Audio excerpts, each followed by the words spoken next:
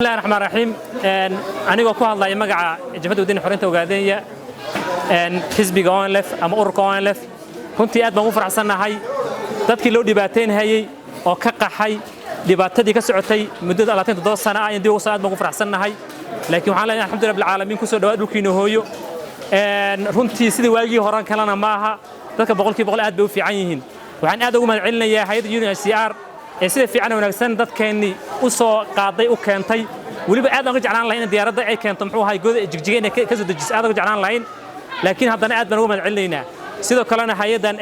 ARA oo iyadan dadaal fiican ka qaadatay sidoo kalena waxaan uga mahadcelinayaa meeshaan ku deganahay ogaadeen bas ama hotelka muxuu ahay ogaadeen bas ku yaala asana aad baan uga mahadcelinayaa soo dhaweynta fiican uu sameeyay waxaan sidoo kale aan leeyahay kaalinteedii lama hayo dowladda Soomaalida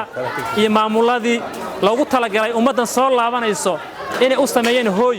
ay guri u sameeyaan loona la soo dhaweeyo lagana hortago ilaa karaamar ilaa dhagax laga hortago laakiin deerka isaga laga ma hayo laakiin taan waxaan leenahay insha Allah taala wadici doonta in la soo dhaweeyo guri in lagu talagalay in la helo laakiin waxaan rajaynayaa insha Allah taala dowladda Soomaaliya waxaan ka codsanaynaa aan baqdheer ugu diraynaa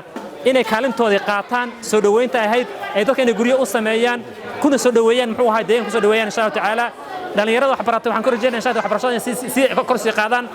inay aqoontoodii kor sii qaadaan in ay wax bari karaan in wax baraan sidoo kale waxaan leenahay shaqaysta oo sidoo shaqaysta kana faa'iideysta muxuu khayraadka wadankeena markastana qof kastana deel ha sameeyo insha Allah taala soo dhawaad insha Allah taala aad oo maasantiin assalaamu alaykum warahmatullahi wabarakatuh بسم الله الرحمن الرحيم magacayga waxaa la dhahaa macallin deeq maxamuud marka hore waxaan leeyahay salaamun calaykum waraxmatullaahi wabarakaatuhu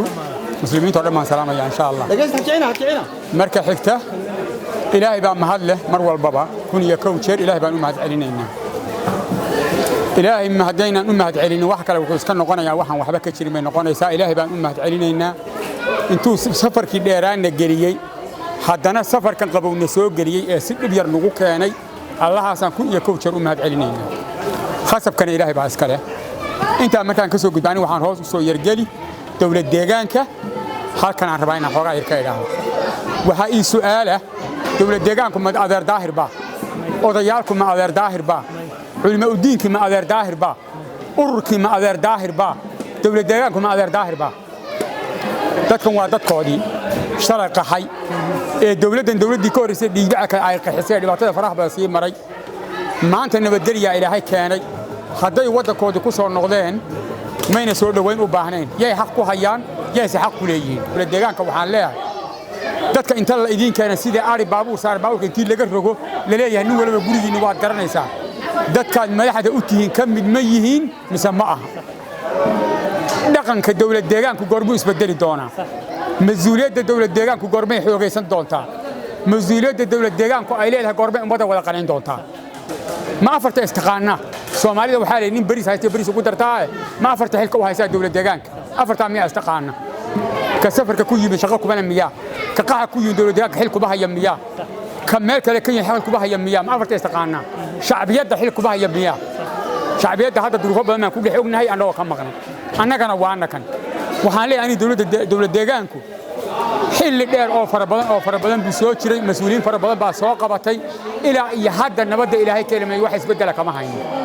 mas'uuliyad cid anfacdana kama haynaan leen waxaan dhihi lahaa qoladan dowlad deegaanka ilaahay intaad ka yaabtaan shaarka aad qabtaan waa shaar ummadeed shaar idinku iska leedihiin ma aha ilaahayna wuu kala xisaabtami doonaa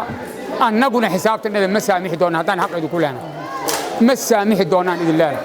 waraafartiida istaqaana ee jaakadaha xidhan ummaddu ma ahee ummad baad xilka u haysaan ummadda sida ariga inta baabuurka laga rogo hoostiina lagu daadiya nin wala gurigiina waad garanaysaan iyo tii sii joogtay ilaahay intaad ka yaabtaan xilkiina kor u qaado ilaahayna ka yaaba xilka ha ku gubanina anigu qolada dowladda Mustafa intuu madaxda ka yahay yaan baaqa u diraya waxaan leeyahay culimo u diinka iyo odayaalka iyo dadka kale haddee kaalintiina annagu idin ma dadkii uu naga dambeeyaa wuu soo socdaa internetka kaliya kuma soo afjarmin kaalintiinni ma aragno yaan leenahay idinka kaalintiinni waad ka maqantihiin mise dadku waa dadaan la rabin isweydiinne ma dadaan loo baahnayn baa showjabadaan tagi jiro baan noo baahnay dadba nooma baahna anigu waxaan leeyahay dhammaan ama culimo diin ha noqoto ama odayaal ha noqoto ama dowlad deegaan ha noqotee ummaddiina tii sii joogtay ee tartiib bixil hal iska saaraan leeyahay aad iyo aad baad u mahadsantihiin aslan adeer daahir waxaan leeyahay ajri xasanaad Allah ka siiyo ajri xasanaad Allah ka siiyo annaga magacii ururka ONLF baan markii hore ku qaxnay haddana waa nim haddee ururku maanta waxba ma hayo waxaan hadda ka rabnaaba jirinba maxaa yeelay isagii baa wada yimid si aan anagu qax ugu nimid isaguna qax ugu yimid laakiin nimanka mas'uuliyadda ayaa raqda ku fadhiyaan hadda xilku haynaa hadda waajibkooda hadday gutaana waa arkayna hadday gudan waayaan cabdi ile iyo baalkii lubuur ka dabageey iyagana assalaamu calaykum waraxmatullaahi wabarakaatu